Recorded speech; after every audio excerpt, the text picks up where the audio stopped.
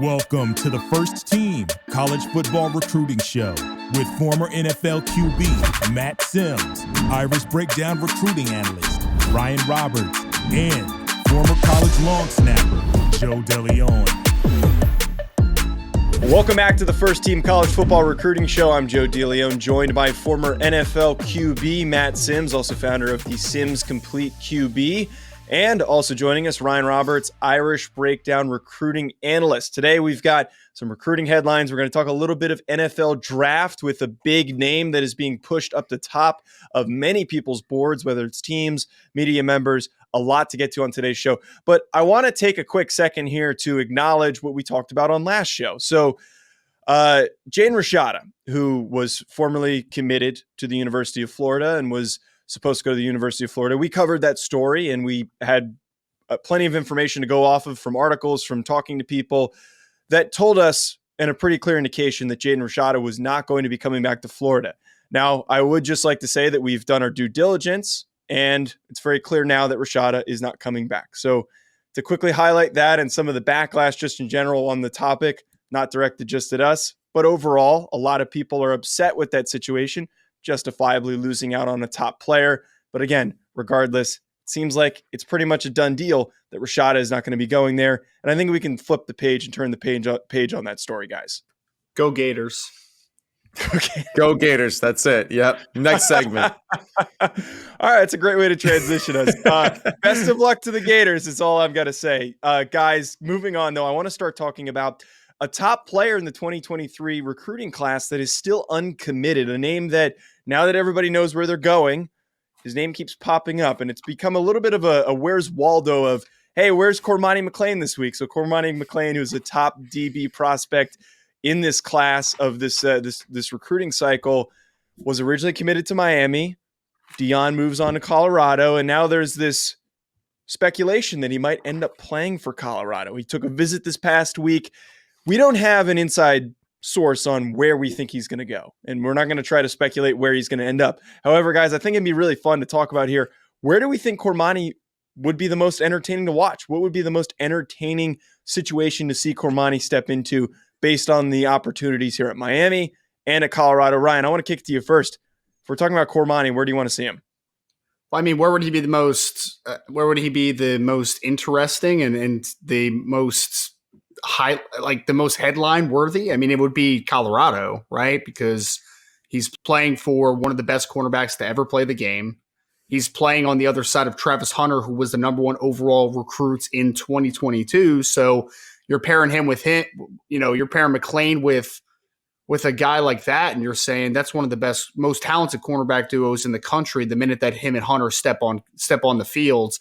So I think that would be the most entertaining. I don't think that there's necessarily a bad situation because one side, you're working with a guy like Deion Sanders. So again, it's been there, done that. On the other side, DeMarcus Van Dyke is a young coach who I think is a pretty good coach. And I think he's going to develop Miami cornerbacks to a high level over the next few years. But I think when you're looking about what's the most entertaining, what's the most, just what's going to capture the soul of a fan, I think it's going over to Colorado with that mayhem that's happening and this entertaining recruitment.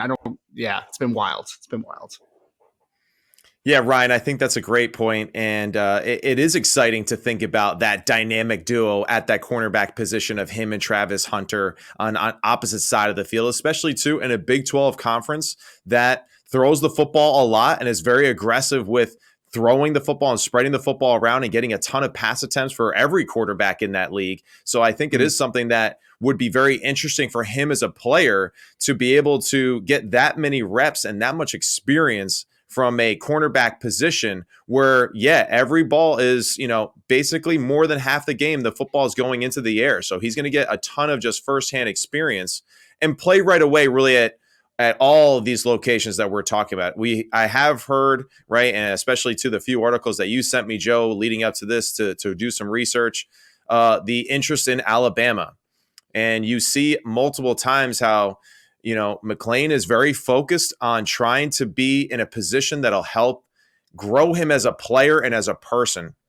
And I think that's sort of the biggest question. I think DeLeone is absolutely the splash hit, but maybe Alabama is the one that can really teach him the most technically about being a professional football player. I know DeLeone is DeLeone, but I don't know enough about DeLeone to say that, enough, or I haven't seen it long enough to know that about his development of players the same way of a Nick Saban and his defensive backs that he's coached through the years.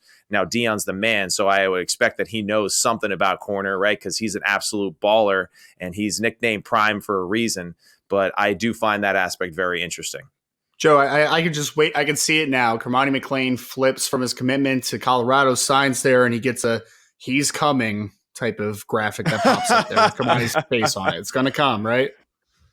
But it sounds like that he's a very humble guy, though, too, which I love. It sounds like he is a guy that is weighing his options very carefully, and it's not about a money grab or a splash grab. It does seem like he is a guy that is humble and is really focused on just finding the best fit for him as a player to improve and get better.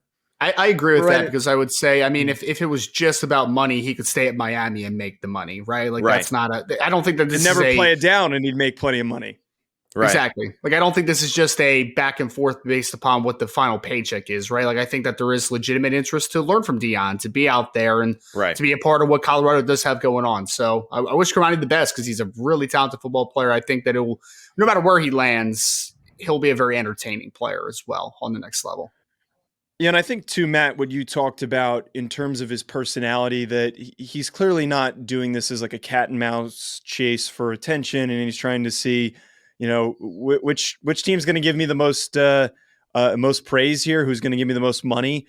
He even has gone as far as to try to hush the rumors that he was on a visit to Colorado because he didn't want to stir up a storm. And I know he did it in a very goofy way for a teenager by putting on his Instagram story that he was in Tampa when in reality he was in Boulder, but he doesn't want this to cause any negative attention for any program. He just wants to enjoy the process. But I agree with you guys here. I think there's a lot of great options. For me personally, him going to Colorado, I think is the one that makes the most sense. The one thing with NIL that I talk about the most, and I know it sometimes doesn't get the best reception when you talk about people with this, because the minute you say, don't chase the money, they're like, oh, but that's the only way you can recruit kids these days. I disagree. Go to the opportunity that lets you build a brand, learn how to build a recognizable name within the industry. You're going to be playing for DeLeone, a program that is nationally televised, not only in its games that it will get attention, but on top of the fact, there's cameras following DeLeone all over the place. We look at how much Travis Hunter has built his brand, his YouTube channel. He even made a decision to say, hey, I'll announce my commitment when I get 100,000 YouTube followers. And that worked, for him. He ended up getting that many followers. If you want to build a brand that you can monetize, and by the time you enter the NFL, a large enough following, a large enough recognizable face in the game, go to Colorado. That's where you're going to do it. Now, if you want to just focus on football, go to Alabama, go to Miami, where you're going to be a little bit more focused, honed in on just football and nothing else. But again, for me, NIL, go to Colorado. That's where you're going to make the most money in the long term. Yeah, I think it's a fascinating topic. It's just one point, too, that I want to add to it for maybe someone like McLean who is having second thoughts on Colorado and those aspects that you bring up, Joe. If Coach Prime has two really good, solid seasons, here at Colorado and changes the fortune of that program that quickly, he's out. He's moving on to the next bigger fish out there that's going to pay him significantly more than what Colorado can offer. So that's where I find it interesting too, as well, with some of these players that keep following him. Are you willing to maybe take that? Oh yeah, I started at Jackson State. Now I'm at Colorado. And now a year or two from now, my senior year, I'm going to be at another school, as I follow my coach around the country. And who's to say that by that time, he still wants you to go to the new school because he's at a high-profile caliber place that already has players that are very deep at that position. So I find that aspect of it curious. I mean, obviously, that's all hypothetical, but it is an interesting topic maybe to think about as we go forward in this process. Joe, I think you need to get a hold of Travis Hunter or Kermani McLean and say, hey, I'm going to make my commitment when Hack City YouTube channel gets to 100,000. Shut up. Thanks, Ryan. Thanks. Yeah, I'll definitely try to run that by him. But again, it's a fun story to follow. It's one of the last remaining guys. The other one that is still fun to follow is the Deuce Robinson one, the very talented tight end. And we're going to see where he ends up going. And I'm sure we're going to cover that on this show once we do have a determination on his decision to even if he's going to play football or not. But guys, I want to talk about a decision made by a head coach. We talked about this a couple of weeks ago. Jim Harbaugh, head coach in Michigan, the possibility of him going and jumping to the NFL. And we all thought here on this show that it made a lot of sense. And I know that it is a reoccurring topic, but we kind of have a little bit of closure for now on Jim Harbaugh returning. They are also returning multiple key starters that were upperclassmen that I think a lot of people anticipated were going to declare for the NFL draft. I'm speaking of Blake Corum, a Heisman contender until the very end of the season until he got hurt, Cornelius Johnson, Trevor Keegan, and Zach Sinter. All these guys coming back. Jim Harbaugh coming back. You still have your starting quarterback in J.J. McCarthy. So guys, I want to open up this question here. Matt, let's throw it to you first. Does Jim Harbaugh coming back and all these players coming back, does this place this team back into, and I'm not saying national championship contention, but as one of the favorites, one of the top teams to likely win the national championship next season?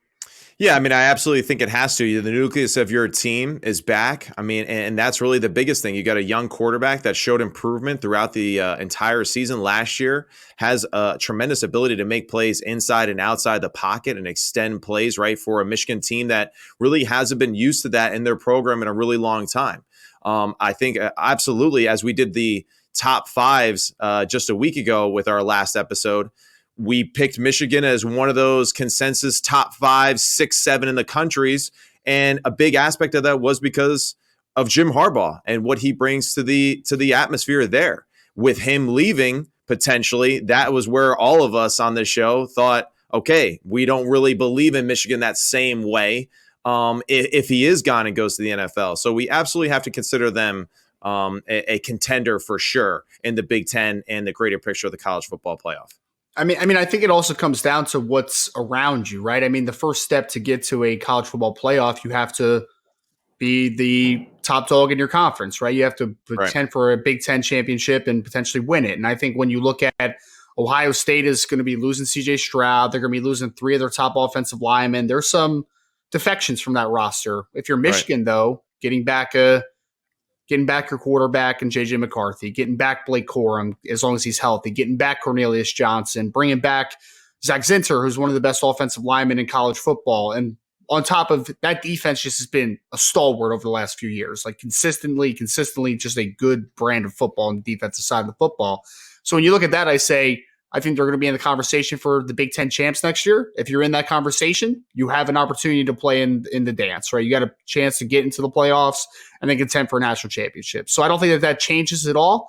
I'm more interested in the long-term aspects of this, right? Because, fool me once, shame on me. Fool me twice, shame on you. Like at some point, fool me can't fool me again. Right. At some point, I believe that Jim Harbaugh is going to leave this program. But if he doesn't, and you keep having this year in and year out of, is he going, is he staying?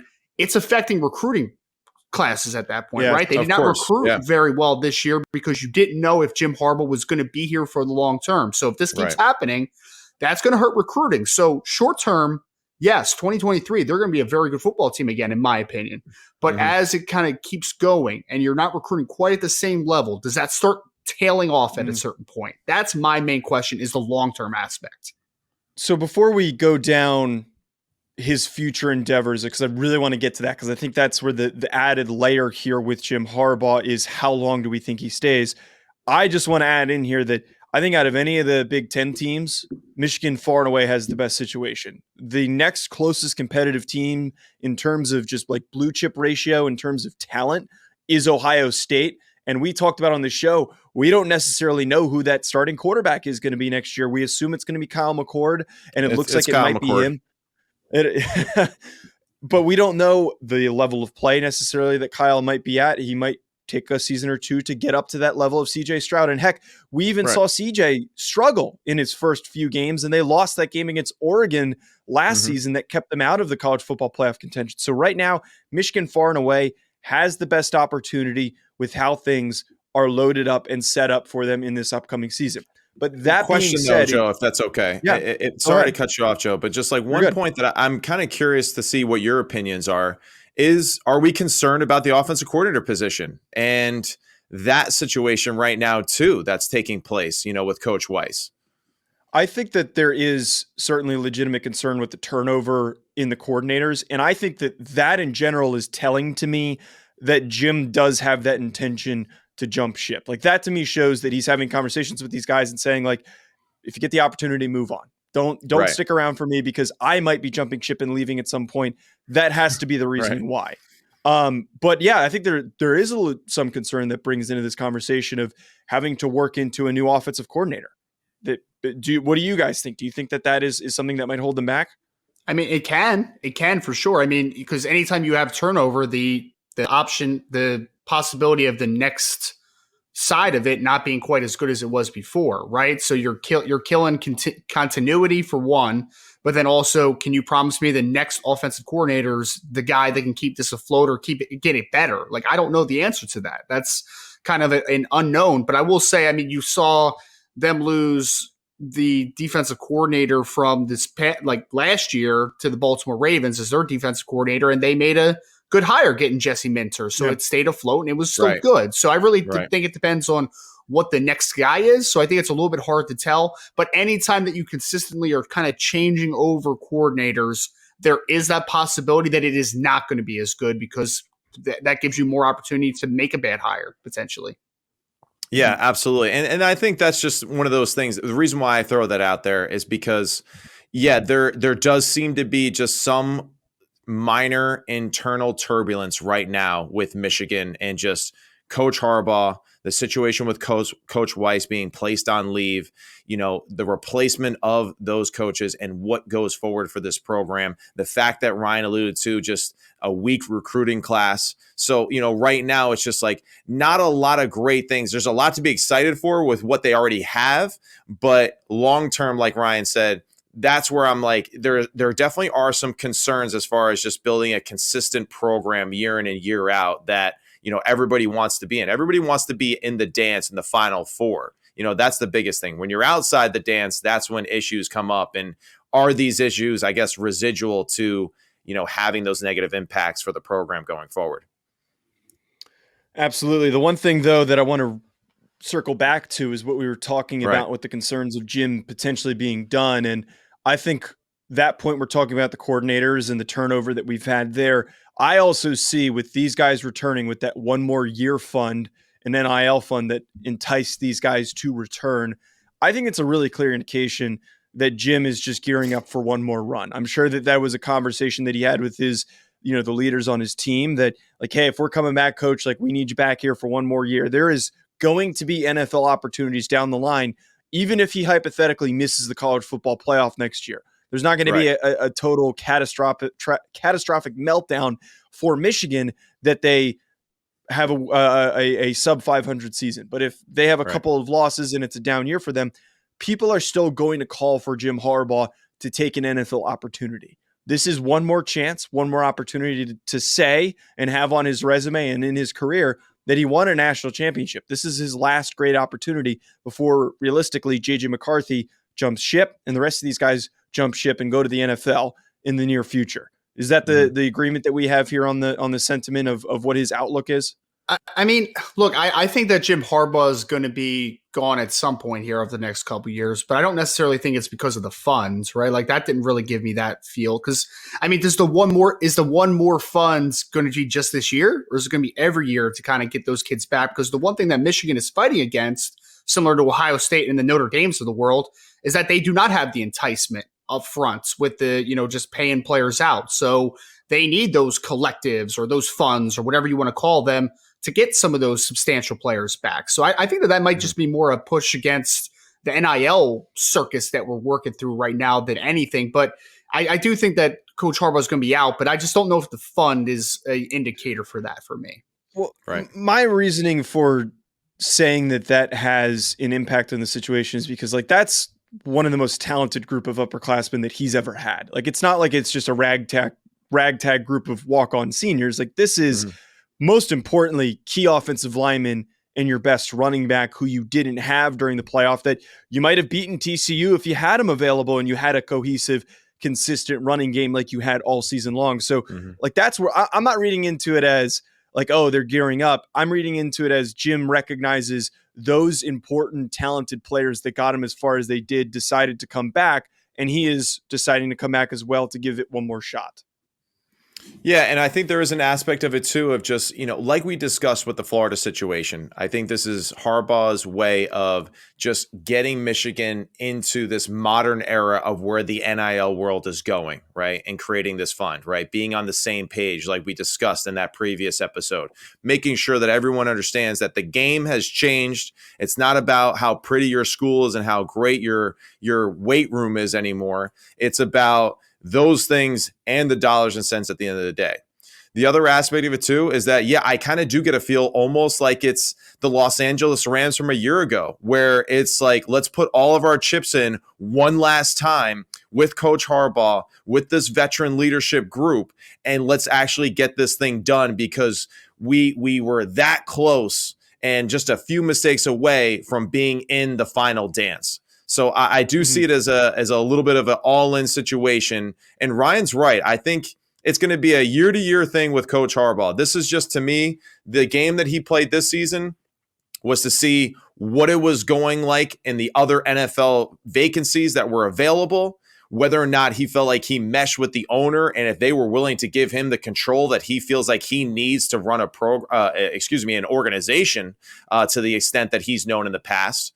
And then really just to drive up his own personal price within that Michigan fan base, because everyone knows at Michigan that it's a great job, but to think that you're going to improve and get somebody better than Coach Harbaugh, it's like we talk about the quarterback position. Very hard to improve from somebody that is a proven commodity. The Minnesota Vikings, you hate Kirk Cousins right now because he checked the ball down on fourth down. But, you really can't tell me too many other quarterbacks in the NFL that you would say, yeah, we want him over Kirk because Kirk gets the job done and he's a really solid NFL football player and you can win a ton of games with him. So I think it is Harbaugh just playing that game within the game and driving up his price too. No, guys, there is a player in the NFL draft that is driving up their price, and I'm talking about Will Levis. So last week, at the end of the week, the odds for Will Levis, the Kentucky quarterback, to be selected first overall jumped dramatically. He is now considered to be the most likely player to be selected first overall. And now this is going to wrap up the show here with a very long open-ended discussion, diving into what is going to be the most complicated issue during the entire NFL draft process. Because I think not only is the media going to have a very different level of and degree of agreement on where he sits, where he should be drafted, NFL teams at the same time are going to have very different opinions on him, which is going to lead to a lot of trade baiting, a lot of moves to entice other teams to possibly trade up. There's going to be a whirlwind surrounding Will Levis, and he's going to be probably the most talked about player in this cycle. Now, I want to open things up talking about Will Levis here first of all, what makes him good enough to be drafted first overall? He is going to be in the first round conversation, but what makes him a part of that first overall conversation separate from some of the weaknesses that he has? Ryan, I want to kick it to you first here. We've talked a lot about Will on our other show that we do. What are the things that make him exciting, and what are the things that NFL teams might be in love with that make him worthy of being selected very, very high in this upcoming draft? Well, I mean, I think that it's a copycat league, right? So in the NFL that it is today, where off script has become such a, just such a wanted thing, right? The ability to make plays off a script, off platform, change arm angles, make some magic when magic isn't there. I think that really looks at Will Levis as he could be that next guy, right? And I think that Josh Allen comparison is going to get thrown out there a ton, which I don't like because Josh Allen is the exception. He's not the rule, right? That's not always going to be how it works. But the NFL has consistently, throughout the history of time, shown that they are going to gawk at these certain traits, and that is going to change opinions at times, right? And they're going to look at a guy like a Will Levis, and they're going to say, my guy is 6'3 plus, 230 pounds, big, strong frame. He's got a cannon for an arm. I mean, the minute that Will Levis takes an NFL snap, he'll have one of the better arms in the NFL. I mean, he has a bazooka for an arm. He also has kind of that off-platform stuff where he can throw, if his base is not right, he can still make some of these just flick throws down the field, which not a lot of guys can make just so effortlessly. So arm strength, arm talents, size, and then he's a good athlete. I mean, I think we need to remember that when he was at Penn State as the backup to Sean Clifford, they ran him almost as a wildcat quarterback at time because he is a good athlete, right? So anytime that you have this player that hits all the size thresholds, that has a strong arm, that is also a good athlete, all those things together, an NFL evaluator is going to look at him and say, was it perfect in college? No, but I can get the most out of him, right? He could be the next guy. He could be the next Josh Allen because if we put him with our coaching staff that we believe in, they can get the best possible outcome out of him. So the upside is immense. He's got a really just incredible level of talent and skill that is still being worked out and still being harnessed. But I think that if you ask me what is alluring to the NFL evaluators, it's that arm strength, it's that athleticism, it's the size. He hits all the thresholds when you're talking about just the physical makeup of a quarterback. Matt, what do you think? That was awesome. No, Ryan is hitting all the right points. I think, at the end of the day, what we've really learned from all of the position, right, or the things that surround the position of football, it is just so important, right, to make sure that you're not dropping in the ball on just certain physical measurables and intangibles. I think the reason why a guy like Will Levis is kind of creeping up on that is because, the things and the issues that surround Tua Tagovailoa this past year are a concern for evaluators going forward. Why there may be a concern for a guy like Bryce Young, who is a little bit of a slighter frame, right, than a Will Levis. Will Levis has played in a team, in a program that has run NFL-type offenses. And he has done extremely well in them. And he's given the evaluators a ton of plays that look and feel like legit NFL reps, right? As far as reads, play design, right? The execution of them. And let's keep it real as well. I mean, if Will Levis is not the quarterback for Kentucky, they are not as relevant as they would have been, right? Because he was able to make those plays, those powerful throws vertically down the field that we know are just so important nowadays, right, in this NFL game. Will Levis brings that other aspect of just physicality, like Ryan alluded to. You can see it right now. Daniel Jones throws the ball extremely well, right? Good, well-designed offense, and is not above average, but he's in the upper percentile of the NFL of being able to move and create plays on the ground from the pocket, right? But also from designed runs. I mean, the guy ran for 75 yards in a wild card game against the Minnesota Vikings. I mean, so these things are important. They are a dynamic of the game that are extremely important for coaches nowadays in the NFL to get that one-man advantage where that college game is bleeding into the NFL more and more each and every year. But he does show a lot of plays from under center, play action passes, turning his back to the defense, making great decisions down the field, checking the football down, and those subtle nuances that everybody wants to see from an experienced football player. That's the biggest thing too. That's where Will Levis is creeping up faster than an Anthony Richardson is. He has just much more experience at the position with time on task. And we've seen a little bit with guys like Zach Wilson, Trey Lance, right? That lack of experience is now is a concerning issue for a lot of these guys who, especially in the coaching world, you need to perform right away or else you're out. And that's why guys like him are creeping up the board. Well, and I think one more thing, too, when you're trying to find the quarterback at this point, like you're not just envisioning him for the next 4 to 5 years, right? You long term, you want that to be your guy. You want him to get to a second contract. And the one hamstrung thing that happens when you get to a second contract is when you have to pay a quarterback big money. That's less money to allocate to every other position on your roster. So you want that guy, when he gets to that second contract, to be a guy that can elevate, right? And there's no question that Will Levis has the talent to potentially elevate if he hits, right? If he becomes the best version of himself, he can throw and guys open, he can work out a structure, he can do those little things to make everyone around him better. I do think there's some question marks of like a CJ Stroud, for instance. Is he that guy, right? There's no question he's a very good player. There's no question that he's a good quarterback in general, but can he be a consistent elevator when things aren't right around him? That's my biggest question, and I think that's why people are valuing Levis so high.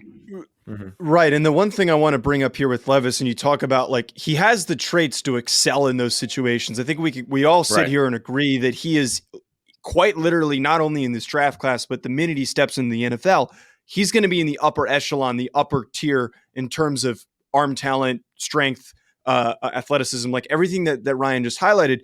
But we have to talk about the minuses in his evaluation, the things that are going to make him really tricky, volatile as a player, and then frankly could get a coaching staff fired because of if he doesn't hit. The lows for a guy like Will Levis, I think frankly are pretty low. He's an older player. He's going to be, he's got a lot of plays under his he's got a lot of reps under his belt, making him an older player. But at the same time, do those reps translate to clean football? And I think there's a lot of inconsistencies at times. One of the things that bugged me is, separate from inconsistencies with accuracy, I have some issues with his decision-making. But out of any of the guys that I've watched over the summer and so far in this cycle, I feel like oftentimes the minute he's pressured, a lot of things fall apart. His technique falls apart. He makes mistakes. He's very off rhythm, off target when he makes his throws. So unless things open up easily for him, I have a lot of concerns. I watched the Florida game yesterday. I was talking to Ryan about this earlier, and there was one play where he made a fantastic throw. It was a 60-yard throw in a tight window to a covered receiver that had a defender draped all over him. That to me is impressive. But then a lot of the other plays that he racked up yardage on were wide open receivers. And then when he's got pressure in his face, he's missing those wide open receivers. And also at times he makes a lot of those easy throws look difficult. So like that to me, those issues bringing up into his conversation is, which guy do you get? Does he actualize the talent, or are you getting this guy that is flustered often and makes very boneheaded mistakes that could really drag down and bring an offense down? And we talked about, you brought up Zach Wilson, like he's somebody who makes mistakes that really derailed his offense. So it's like, which guy are we willing to bank on, and which one do we think we're going to get? Well, that's why I went back to originally making the point of the measurables, the intangibles, and all those things that you can't take away from him. Now, the will, the attitude, the professionalism, all those things. That's why the combine is what it is. That's why it's as strenuous it is too, to find out those questions, right, about an individual, right, to see how they are in those stressful environments.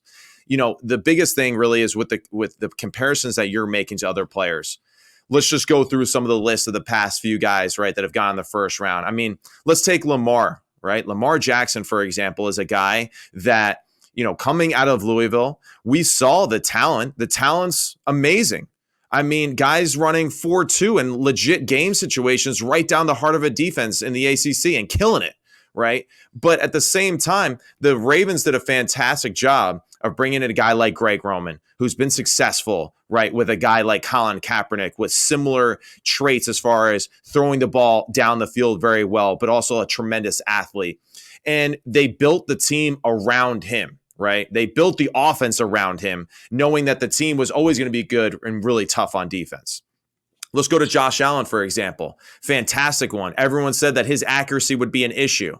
He was a 50% completion percentage in college at Wyoming. You think maybe the fact that he was throwing to guys at Wyoming might have been one of the issue, right? Is that he was the only NFL caliber football player actually on the roster when he played there, right? Mm-hmm. What did Daboll do with him? Daboll took advantage of just his overall athleticism, got him outside the pocket, made reads simple for him by trying to throw it aggressively down the field, right? Made the game as clean as possible for a guy that needed to slowly develop as a quarterback to the guy that we see today, which is a top 5 NFL prospect, top 5 guy in the league, bar none, right? And yeah, there's some risk reward with Josh. Josh might throw 3 interceptions this weekend, but he also might throw 4 touchdowns and run over somebody at the goal line when the game's on the line. So you can't take away that from him, right? There is that feast or famine. So that's why Will Levis, I think, is an interesting situation for evaluators, and why it is kind of hard to deny just some of those natural attributes that you're talking about. I mean, even Patrick Mahomes, guy was 500 in college, tons of interceptions, right? Turned the ball over a lot. Was one of those guys that wasn't as seen as a first-round pick, but you can't deny his talent and some of those highlight plays that he made. And he's still doing those things to this day in the NFL. Tyreek Hill or no Tyreek Hill, dude's making things happen, right? So That's where you look at from the evaluation standpoint. And at the end of the day, the most important thing, what I talked about with, I say at the end of the day way too much, but it's one of my crutches. The curious thing is just the environment that he's put in, man. That's really what it comes down to. Brock Purdy, everyone's talking about how he's one of these greatest, he's the greatest rookie in the NFL. Well, it also helps too that he has the greatest mastermind in the NFL creating plays and getting people wide open for him, right? It helps too that his offensive line and his skilled players, Brandon Ayuk, George Kittle, right? Christian McCaffrey. I mean, it does just list goes on. Deebo Samuel, excuse me. I don't mean to mention you last, Deebo. That you don't deserve that, but that's what we're talking about, right? Is putting him in a position that's successful and building around him and taking advantage of his talents as much as possible.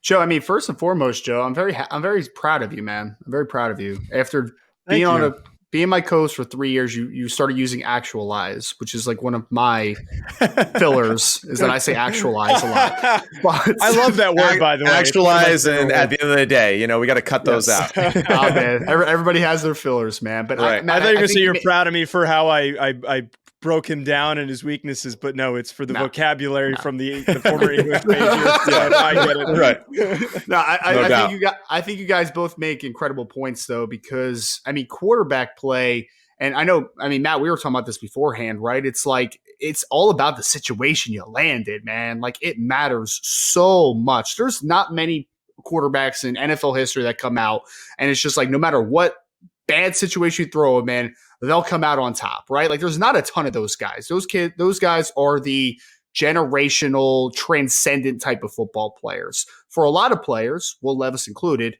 if you can guarantee me he lands in the right situation with a good OC, with a good just organization that will give him time to develop, then I can sit there and say, he's worth that type of valuation, right? He's worth that type of pick. The issue that I have, though, is that also, if he doesn't land in the right situation, it's probably not going to be good at all, right? Like, there's not much middle ground here. I think either he's going to be very good or he's not going to last long. Like, I just don't think there's a ton of middle ground with him. And if we're talking about him being the first quarterback off the board, that's probably the Houston Texans right now. And I don't know if any of these quarterbacks will be exceptionally fulfilled to take that opportunity and do really well, because it's just not a great situation, right? So dysfunctional organization for sure. Exactly. Dysfunctional, lack of talent right now, lack of stability up top with just the changing of coaches every single year, it seems. Like, it's not a great situation to be in. So I can get down with Will Levis, the talent. It's just Will Levis at that valuation when I can't predict him being in a good situation. That's what makes the draft process so interesting and volatile as well. And this is where, I just, the point of like Malik Willis a year ago. Malik Willis was the hot draft pick last year. Everyone's saying he is automatic first round. He slips. One of the main reasons why he slips is the fact that he played in an offense, right, that didn't really teach him anything about playing NFL type of football, right? It was more so just of a rinky-dink, air raid type of spread the football out, make a few off-schedule football plays, but nothing to the extent of where you could actually evaluate the person as a pro football player. And I think that's what excites a lot of scouts with Will Levis right now, is that you can actually evaluate him as a pro football player, what he has been asked to do at Kentucky in the SEC against a lot of talented football players that'll be playing in the NFL alongside him. So I think that's where a lot of that hype is generated from in this situation. One thing, though, and I think the final question here before we wrap is, would we take him with the first overall pick? And right now the Chicago Bears hold that pick. There is likely going to be somebody who trades up. I would be stunned if somebody didn't at least make the effort to trade up to get in a position to draft the guy that they're in love with. And for the most part, it might be Will Levis for some teams for all the reasons that we just talked about. But the way I see it, if you're trading up for that first overall pick, if you do not have a settled coaching staff, if you do not have a stopgap quarterback to sit ahead of him for a year, I am not willing to go with Will Levis, plain and simple. I think that everything we talked about here, throwing him out there before he's ready, might be very detrimental for his development. I know that reps are great for young quarterbacks, and they're really important, and sitting is not always the best the best decision for the development of these guys. But I'd be really, really worried if he is already thrown into a spot like the Texans, where he's all they got on offense. Like right. they've got a couple pieces, but he's all they have. Sitting, in the beginning of his career for Aaron Rodgers did him a lot of good. He got to watch Brett Favre. Now the issue is, and Will Levis with the Houston situation is that he's not watching Brett Favre, and he's not experiencing and learning from a good coaching staff, or at least a coaching staff that is even set in place right now at the moment. But if you go through the list, I mean, Houston, obviously, quarterback, very interested. Indianapolis, that'll be another place, but do they have a stopgap guy? What's going to happen with Matt Ryan after this season? Those will be big questions. Sam Ellinger, and we saw how it went for Nick Foles as well. So a little question mark there. The Raiders, I mean, curious, we'll see. The Panthers, the Falcons, I mean, will they be a team that are interested in him? Will Levis, I think, is a guy that can either be in the top 10, or he could be a second round draft pick because of just the way that, with team needs, and also like you're saying too, just the high upside, big downside for a player like him potentially. But again, given the right environment, and his skill set, he absolutely can succeed in the NFL. I believe that about almost every quarterback in the NFL. I really do, because all these guys are talented and are deserving to be there. They just aren't necessarily always in the perfect situation to utilize their talents and their strengths to the best of their ability. And the other thing to keep in mind too is just Justin Fields. That program, right, or organization, excuse me. I'm so caught up in the college or the program, but the Chicago Bears have struggled. They really have, with coaching and all of that and just getting their organization back on track. But he has bought himself time with being a great athletic runner and creating plays with his feet, making good throws on the run. And that's bought him more time to progress as an NFL quarterback. Whereas if he didn't have that running ability and he threw it the way that he did this past season, they'd be probably thinking, let's move on from Justin Fields right now in this situation. But he was an absolute freak and super dynamic running the football, and that has bought him a little bit more time to develop as a quarterback, and that's what you want. And again, I think that's where the interest in Will Levis lies. I mean, I think the volatility is just something that I just keep coming back to, right? Like I ultimately think that he is going to be the first or second quarterback taken when all is said and done. So I think that he's going to be in that top 5 conversation. I hope for his sake that it's with a good program that understands that there needs to be some patience. There needs to be some understanding of the situation matters a lot here. Despite him already being a 24-year-old quarterback as a rookie, he still needs time, right? Like, he's a 2-year starter. He missed some of this year, though, with injury. He's still a relatively inexperienced quarterback that needs some time to develop. And I think that if you give him that proper time, you give him the necessities around him, the resources around him to be successful, I agree with Matt. I think that he can be good. It's just that in the situation that he might be thrown in, it may be a little troubling to see just what it will look like on the other side. Thanks for tuning in, folks. We'll be back next week. Toodles.